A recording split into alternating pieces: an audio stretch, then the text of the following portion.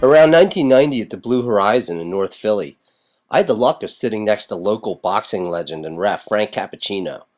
I asked him what his favorite boxing moment was, and he laughed and said without a pause, Spinks and Tyson. And what a fight that was. It was 1988, and it was the end of the golden era of boxing defined by Muhammad Ali, who was stopped by the unknown Leon Spinks in 1976.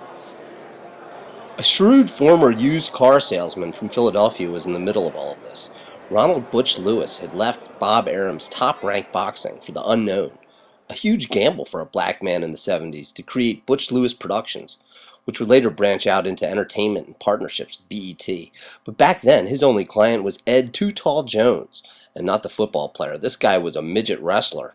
It all changed after Leon Spinks beat Ali and shocked the world in his 8th professional fight.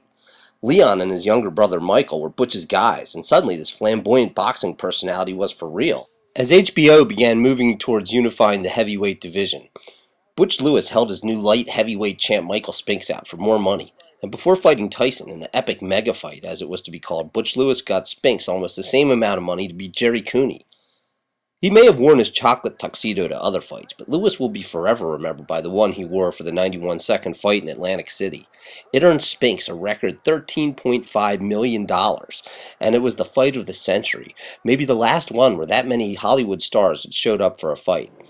At his memorial service at the Chase Center, there were a few guys wearing a tuxedo with no shirt and a bow tie, Lewis's self-proclaimed chocolate tuxedo, and there were also an awful lot of police. Wilmington County, state, federal, undercover, Secret Service. It was as high security as Wilmington can get.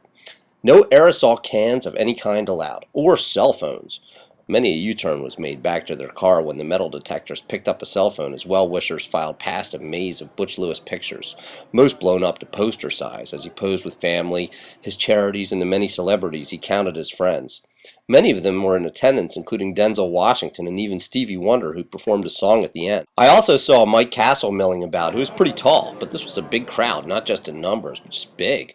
I imagine there must have been many fighters there to pay their respects, and while I didn't see him, Iron Mike Tyson was somewhere towards the front of the room, in front of the large movie screen that made this a true multimedia funeral. It was a big splashy event, similar to his 2.5-day birthday bash at his Bethany Beach house, just less than a month ago, attended by Senator Carper and where the OJs provided the live entertainment. And it was there that he died of a heart attack at the age of 65 last week.